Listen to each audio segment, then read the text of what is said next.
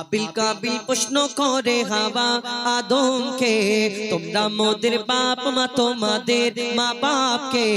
আবিল কাবিল প্রশ্ন করে হাওয়া আদমকে, তোমরা মোদের বাপ মা তোমাদের মা বাপকে। বলো গো মোদের বলো কি তাদের নাম ছিল, বলো গো মোদের বলো কি তাদের নাম ছিল। মোদের দাদা দাদি নানা নানি আছে কোথায়? প্রশ্ন শুনে আদম হাওয়া হলো অবাক গো। হাবিল কাবিলকে তারা কি দেবে জবাব গো।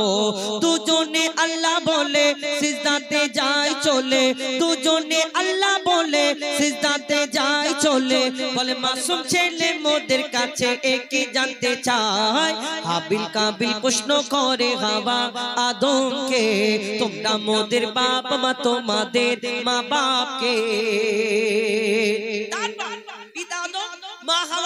তাদের তো বাপ মা ছিল না।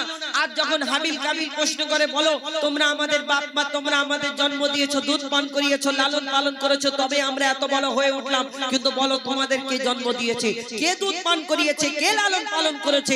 কি উত্তর দেবে? কেন তাদের তো বাপ মা ছিল না। কি উত্তর দেয় কবি ছন্দের মাধ্যমে? আরো কি লিখছে দেখো। ওই বলছে আদম শোন তোরা শোন, মানব জাতির মাঝে সৃষ্টি আমি প্রথম। মোর পাজিরার ঘাড়ে খোদা হাওয়াকে গড়ে, আর গন্ধম খেলাম দুনিয়ায় এলাম জান্নাত ছেড়ে।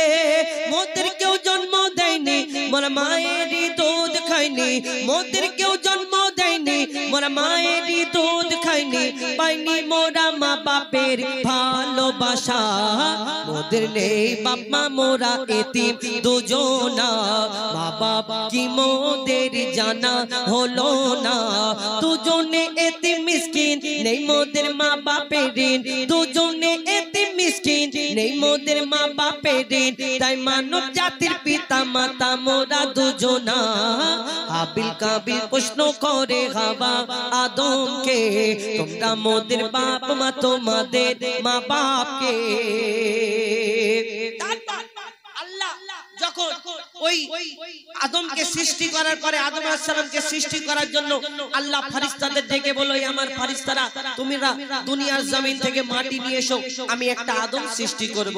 যখন আল্লাহ এই কথা বলে, তখন আল্লাহকে ফেরেশতারা প্রশ্ন করেছিল, ইয়া আল্লাহ তুমি তো এর আগে একটা জিন জাত সৃষ্টি করেছিলে, আমাদের আগে একটা জিন জাত আল্লাহ সৃষ্টি করেছিল আল্লাহর ইবাদত করার জন্য।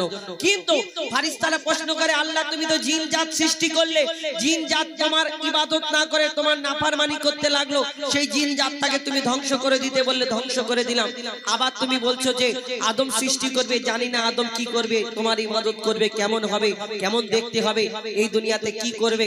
তখন আল্লাহ সেদিন বলেছিল, আমি যা জানি তোমরা তা জানো না। সেই দিন তারপর কি হয় কবি ছন্দের মাধ্যমে লিখছে দেখো। ওমর আল্লাহ যখন বলে গড়ব আদম, ফেরেশতারা শুনে বাধা দিয়েছে তখন। বলে ওগো আল্লাহ পাক তুমি গড়েছো জিন জাত, উৎপাত করে তারা করে না ইবাদত। কি হবে গড়ে আদম সে কি আর মোদের মতন, কি হবে গড়ে আদম সে কি আর মোদের মতন। কি জানি দেখতে কেমন তার রূপ চেহারা। খোদা বলে আমি জানি তোমরা জানো না, আদম সৃষ্টি করা আমার আসল বাসনা।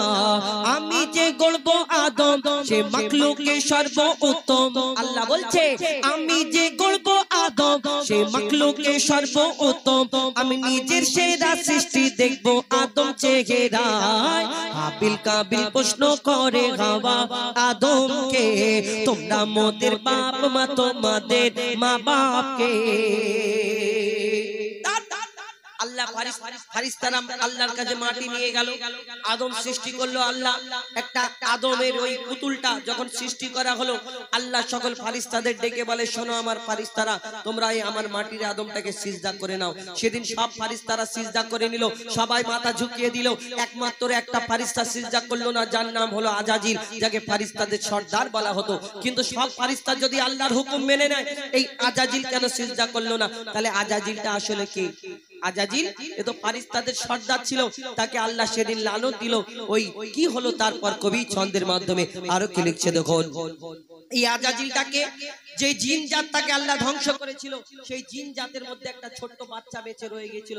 এই বাচ্চাটা ইবাদত করতে করতে কম বেশি 6 লক্ষ বছর ধরে ইবাদত করার পরে যার নাম হলো আজাজিল, যাকে ফারিস্তাদের সর্দার বলা হতো, কিন্তু সে খুব অহংকারী ছিল।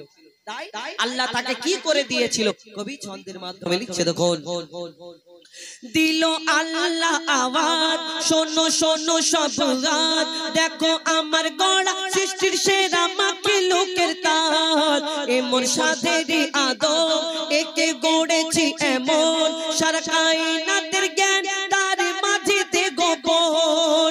আদমকে তোয়াব করে নে তোরা সিজদা করে, আদমকে তোয়াব করে নে তোরা সিজদা করে, এ সুযোগ দিলে ছেড়ে পাবি অভিশাপ।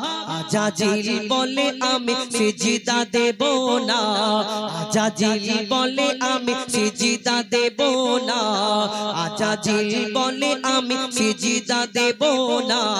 আদমের থেকে আমি দামি খোদা কি জানে না, সে শুনলো না খোদার কথা, ঝুঁকলো না তার মাথা, শুনলো না খোদার কথা, ঝুঁকলো না তার মাথা। সাথে সাথে আজাজিল শয়তান হয়ে যায়। হাবিল কাবিল প্রশ্ন করে হাওয়া আদমকে, তোমরা মোদের বাপ মা তোমাদের মা বাপকে। হাবিল কাবিল প্রশ্ন করে হাওয়া আদমকে, তোমরা মোদের বাপ মা তোমাদের মা বাপকে। শুনে শুনে ফরমাইশ মোতাবিক সালাম আলাইকা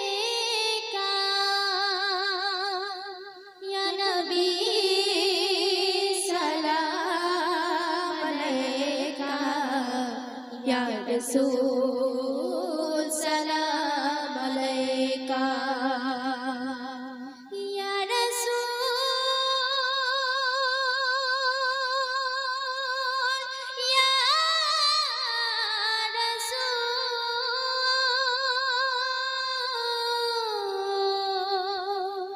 ইয়া রাসূল, সালাম আলাইকা।